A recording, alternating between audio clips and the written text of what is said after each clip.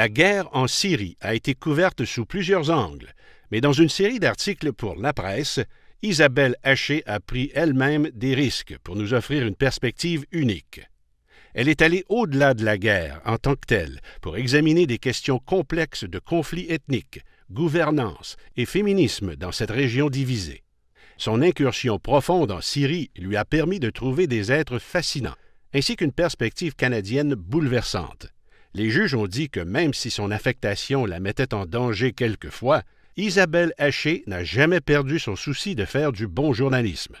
Les nouvelles qu'elle a dénichées sont captivantes. C'est beaucoup plus qu'un reportage sur la guerre, ont dit les juges. C'est un reportage sur l'humanité.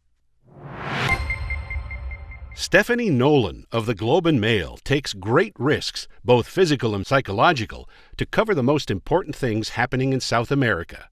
From stories at the heart of the news agenda to stories readers might otherwise never hear about. Her submission in the international category included accounts of suicide, political crisis, and desperation in 3 South American countries. A story that explored why indigenous adolescents in Brazil take their own lives at a rate 22 times higher than the suicide rate among non-indigenous Brazilians required enormous persistence and determination. And it offered heartbreaking parallels with indigenous communities in Canada. Judges said Nolan's work proved the value of having correspondents on the ground far from home.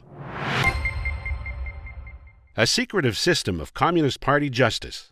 Members of a Muslim minority quietly taken away for political indoctrination. These are some of the stories the Globe and Mail's Nathan Vanderklip uncovered as he reported on China in 2017. A story on torture tactics being used in a crackdown on corruption, exposed in vivid detail, an issue that no other Canadian journalist had explored. Judges said it was an in-depth and compelling piece of journalism that held the reader's attention until the very end. In another story, Vanderklip described what happened when he found himself detained by China's secret police. It's for your own good, he was told. Judges described the account as absolutely gripping.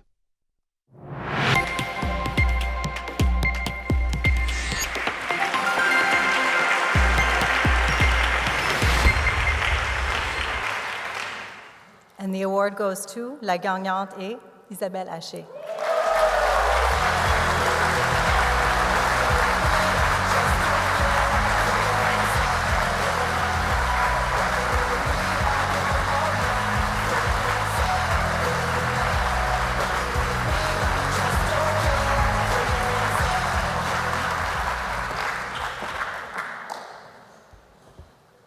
I wish they wouldn't call us giants.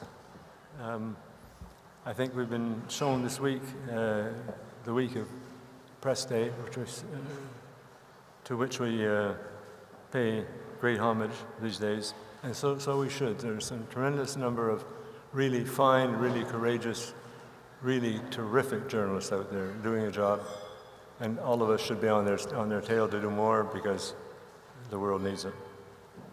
I don't want to be too maudlin, and so I'll wind up quickly. Mr. Ryan was a great friend.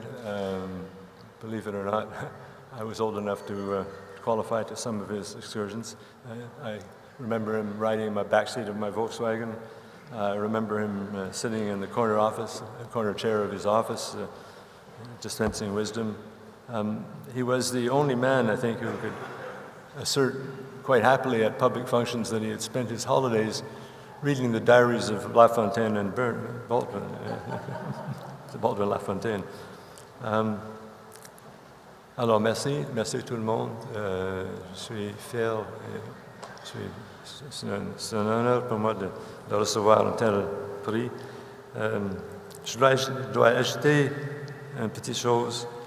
Je demeure présentement à Sainte-Catherine de Hatley, c'est vrai, mais il faut ajouter que chaque jour, je lis Le Devoir à papier.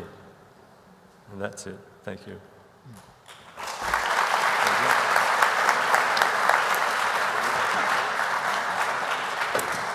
Je voudrais remercier d'abord mes patrons à la presse de me soutenir depuis presque 20 ans.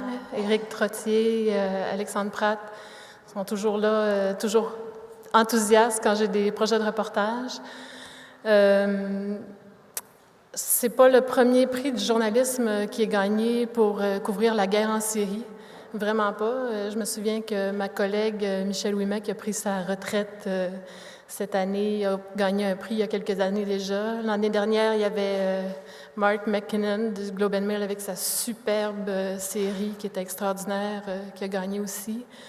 J'espère juste que ce soit la dernière fois qu'on gagne. Pas parce qu'on n'aura plus d'intérêt pour la guerre en Syrie, mais parce qu'un jour, il va y avoir une fin à ce conflit-là. On m'a dit d'être amusant et bref. On nous a tous dit d'être amusant et bref. Je ne sais pas comment on peut être amusant avec la guerre en Syrie, mais je vais être brève, alors merci.